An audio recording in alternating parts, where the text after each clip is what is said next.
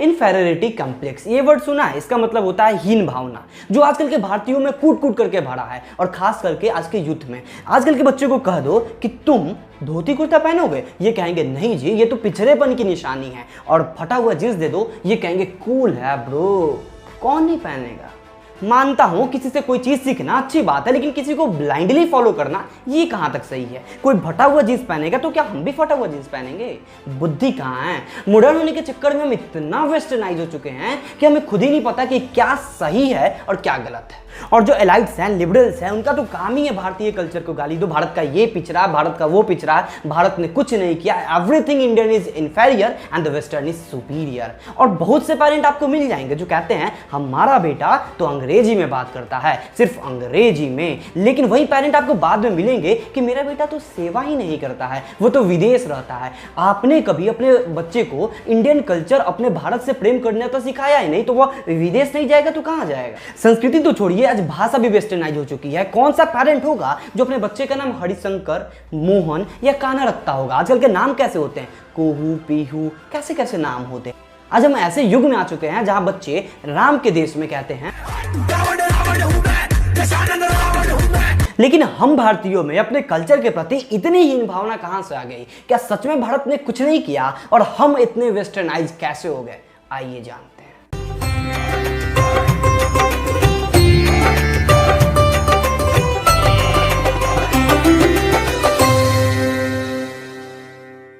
इसका सबसे पहला कारण है रॉन्ग हिस्ट्री। हमारे स्कूल में जो हिस्ट्री पढ़ाया जाता है वह एक्चुअली भारतीय इतिहास नहीं है, वो तो इन्वेडर्स का इतिहास है। हमारा इतिहास एक्चुअली इन्वेडर्स को ग्लोरीफाई करता है, सिर्फ उन्हीं की महिमा मंडन करता है, और हमें हमारे इंडियन रूलर्स और उनके कंट्रीब्यूशन के बारे में तो बताता ही नहीं है। और हिस्ट्री के नाम पे सिर्फ हमें बताया गया कि इंडिया कितना पिछड़ा देश था, और जो इन्वेडर्स आए उन्होंने हमें रेलवे दिया, एजुकेशन दिया, बहुत सारी चीजें दी, और उन्होंने हमें सिविलाइज्ड बनाया। पहले हमें बात करना नहीं आता था, उन्होंने हमें अंग्रेजी दिया जिसकी वजह से हम बात कर पा रहे हैं। ये सभी चीजें अगर किसी बच्चों को आप बताओगे तो क्या वह अपने कल्चर से प्रेम कर पाएगा?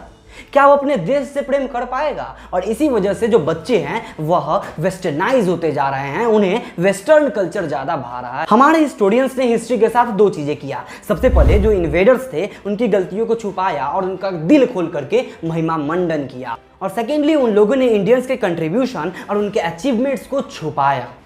भास्कराचार्य, बौधायन, कनाद, चरक, महावीराचार्य, नागार्जुन, सुश्रुत, आर्यभट्ट, पतंजलि, पाणिनि, ब्रह्मगुप्त।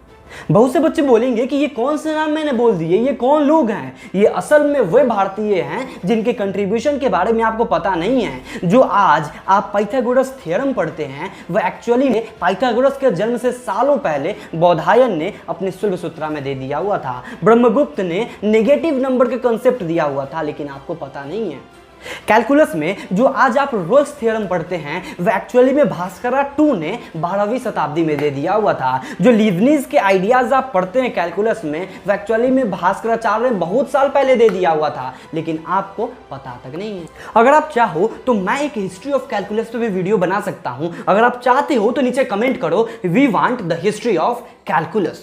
सुश्रुत जो दुनिया के सबसे पहले आदमी थे जिन्होंने सर्जरी को परफॉर्म किया था, वो भी आई सर्जरी को, और जिनकी वजह से इन्हें फादर ऑफ सर्जरी कहा जाता है। और ये कहाँ के हैं? हमारे भारतीय हैं, लेकिन हमें पता तक नहीं है। यही नहीं, अभी और सुनिए।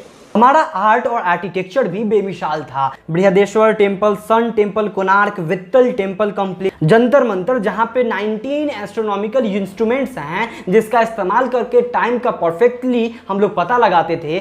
साथ साथ स्टार और सन का लोकेशन का भी पता लगा लिया करते थे, सूर्य ग्रहण, चंद्र ग्रहण, इन सभी चीजों का पता हम लोग 19 जो एस्ट्रोनॉमिकल इंस्ट्रूमेंट है उनका यूज करके पता लगा लेते थे। और इन इंस्ट्रूमेंट्स को 18वीं शताब्दी में महाराजा जय सिंह ने बनवाया था।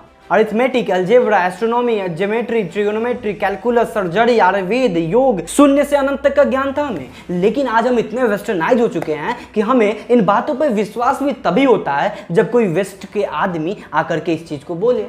हमारे वेद, उपनिषद को तो इन लोगों ने रिलीजियस टेक्स्ट साबित कर दिया, लेकिन उसके पीछे का जो साइंस था, जो वेदों में छुपा हुआ जो साइंस था, वह हमें बताया नहीं गया। और वेस्ट के लोगों ने जब इन वेद को, इन उपनिषद को जब पढ़ा तो देखिए उन लोगों ने क्या कहा। जर्मन फिलोसफर अर्थर स्कोपेनहावर कहते हैं, in the whole world there is no study so beneficial and so elevating as that of Upanishads and it has been the solace of my life and it will be the solace of my death. और इनकी philosophy से बहुत से लोग प्रभावित हुए, जिनमें से एक थे ऑस्ट्रियन फिजिसिस्ट एडविन श्रोडिंगर, जो कहते हैं, there is obviously only one alternative ही रोट, namely the unification of mind और consciousness, there multiplicity is only apparent in truth and there is only one mind, this is doctrine of the Upanishad. J Robert Oppenheimer, जो कि दुनिया के सबसे पहले nuclear weapon के निर्माता हैं, वे संस्कृत सीखते हैं ताकि वे भगवत गीता को एज इट इज पढ़ सके। ये वीडियो देखिए आप। I remembered the line from the Hindu scripture, the Bhagavad Gita. Vishnu is trying to persuade the prince that he should do his duty, and to impress him takes on his multi-armed form and says, now I am become death, the destroyer of worlds. सिर्फ यही लोग नहीं थे, बल्कि Niels Bohr, जिन्होंने Bohr's atomic model दिया था, वे कहते हैं, I go to Upanishads to ask questions. आप देख सकते हैं कि कैसे वेस्टर्न लोग भी इंडियन फिलॉसफी से इन्फ्लुएंस्ड थे। कल्चर और ट्रेडिशन का मतलब होता है कि आप अपने फेस्टिवल्स को कैसे सेलिब्रेट करते हो, आपकी क्या मान्यताएं हैं, आपका क्या आर्ट है, आपका क्या आर्किटेक्चर है, आपकी क्या ट्रेडिशनल साइंस है, आप किस लैंग्वेज में बात करते हो, ये सभी चीज़ें आपके कल्चर, आपके ट्रेडिशनल को डिफाइन करती हैं। हमारा कल्चर हजारों साल पुराना है, फिर भी कंटिन्यूटी के साथ आज भी जीवित है। कहते हैं ना कि कुछ बात है कि हस्ती मिटती नहीं हमारी, कुछ बात है कि हस्ती मिटती नहीं हमारी, सदियों रहा है दुश्मन दौरे जमा हमारा। हमारे भारत में आप एक राज्य से दूसरे राज्य में जब जाते हैं तो वहाँ भाषाएं चेंज हो जाती है, वहाँ की मान्यताएं चेंज हो जाती है, वहाँ की पूजा पद्धति चेंज हो जाती है। इतना डाइवर्स होने के बाद भी भारत एक है, क्योंकि हम यूनिटी इन डाइवर्सिटी की बात करते हैं, हम सर्वधर्म समभाव की बात करते हैं। यानी कि हम जानते हैं कि हमारा जो सत्य है वह एक है, चाहे उसके अलग अलग मान्यताएं हो सकते हैं, हम अलग अलग प्रकार से पूजा करते हैं, लेकिन सबका एक ही लक्ष्य है, ईश्वर को पाने का। यही हम सर्वधर्म समभाव की बात करते हैं, हम वसुधैव कुटुंबकम की बात करते हैं। हमारा विश्व हमारे लिए एक परिवार है। वेस्टर्नाइजेशन का इंडियन सोसाइटी पे बहुत ही प्रभाव पड़ा है। जैसे कि पहले आप देखते होंगे कि ज़्यादातर फैमिली ज्वाइंट हुआ करती थी, लेकिन आज ज्वाइंट फैमिली एक स्ट्रेंज सरप्राइज बन के रह गया हुआ है। आप देखते होंगे कि जो मेट्रोपॉलिटन सिटीज़ हैं उसमें सिंगल फैमिलीज होते हैं। लोग अपना पेशेंस खो चुके हैं, जिसकी वजह से आज ज्वाइंट फैमिलीज नहीं है। आज बच्चों के लिए उनके ग्रैंड पेरेंट गेस्ट के रूप में हो गए हैं। 2 दिन के लिए उनके ग्रैंड पेरेंट आते हैं, फिर गाँव चले जाते हैं, और यही बच्चे जब बड़े होते हैं तो सेम अपने माता पिता के साथ यही चीज करते हैं। उनके लिए उनके माता पिता उनके लिए बोझ बन जाते हैं, और यही सबसे बड़ा कारण है इंडिया में वृद्धाश्रम खुलने का।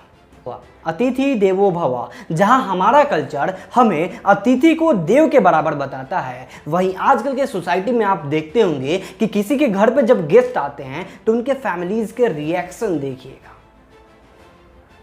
आजकल के बच्चे भी जितना हैप्पीली वह वैलेंटाइंस डे बनाते हैं, उतना वह हैप्पीली होली और दिवाली नहीं मनाते हैं, क्योंकि होली और दिवाली उनके लिए एक पॉल्यूशन की तरह होता है। होली वाटर पॉल्यूशन और दिवाली एयर पॉल्यूशन। भले ही वह दिन के 10 सिगरेट पी जाते होंगे, लेकिन फिर भी दिवाली में उन्हें एयर पॉल्यूशन पे ज्ञान देना होता है, और होली में वाटर पॉल्यूशन। और ठीक उसी प्रकार से आज शादियां भी गुड्डे गुड़िया का खेल बन के रह गई है। कुछ दिन पहले शादी होती है और फिर कुछ दिन बाद डाइवोर्स हो जाता है। पहले हमारे कल्चर में जो शादी हुआ करती थी वह 2 आत्माओं का मिलन हुआ करता था और जन्म जन्मांतर तक का साथ हुआ करता था, लेकिन आज शादी कब होती है और कब डाइवोर्स हो जाता है इसका पता नहीं चलता है, और इसका एक कारण है पेशेंस का ना होना। भारत के हर एक स्टेट का अलग अलग ट्रेडिशन है, अलग अलग टेस्ट है, अलग अलग लोग अलग अलग प्रकार के भोजन खाने का पसंद करते हैं, और यहाँ पे जितने भी इंडियन भोजन हैं उनमें कुछ ना कुछ न्यूट्रिएंट्स वैल्यू जरूर होते हैं, मेडिसिनल वैल्यूज होते हैं। लेकिन जो वेस्टर्न फूड है, जिनको हम जंक फूड के नाम से जानते हैं, वो एक्चुअली में आपके हेल्थ के लिए बहुत ही हानिकारक है, जिसकी वजह से आज डॉक्टर्स लाखों का मुनाफा कमा रहे हैं, क्योंकि आपकी सेहत खराब होने से डॉक्टर्स को बहुत ही मुनाफा होता है। आज का इंडियन यूथ अपना नेशनल लैंग्वेज और रीजनल लैंग्वेज बोलने में शर्म महसूस करता है। क्यों? क्योंकि हमने उसे एक ऐसा सोसाइटी प्रदान किया है जहां इंग्लिश सबसे ऊपर है, जिसकी वजह से उसे हिंदी या फिर उसकी जो भी लैंग्वेजेस हैं रीजनल या नेशनल, उसे शर्म आती है बोलने में। आइए जानते हैं कि आखिर गांधी जी का वेस्टर्नाइजेशन पे क्या विचार था। उनका कहना था कि जो वेस्टर्नाइजेशन है वह पूरी तरीके से मैटेरियलिटी की बात करता है, वहीं हमारा इंडियन जो कल्चर है वह स्पिरिचुअलिटी की बात करता है। वे कहते हैं कि ऐसा नहीं था कि हमें मशीन इन्वेंट करना नहीं आता था, हमारे पूर्वज जानते थे कि अगर हम मशीन बनाएंगे तो हम मशीन के गुलाम बन जाएंगे। और आप यहाँ पे स्पष्ट तौर पे देख सकते हैं कि कैसे आज इंसान मशीनों का गुलाम बन के रह चुका है। यह वीडियो आप अपने उस दोस्त के साथ शेयर कीजिए जो फटी हुई जीन्स पहनने में गर्व महसूस करता है लेकिन धोती कुर्ता पहनने में शर्म महसूस करता है। उस दोस्त के पास भेजिए जो हिंदी बोलने में तो शर्म महसूस करता है लेकिन अंग्रेजी बड़े ही गर्व से बोलता है। अगर आपको वीडियो अच्छा लगा तो वीडियो को लाइक कीजिए और साथ ही साथ हमारे चैनल को सब्सक्राइब करके इस चैनल का मेंबर बन जाइए। बहुत बहुत धन्यवाद।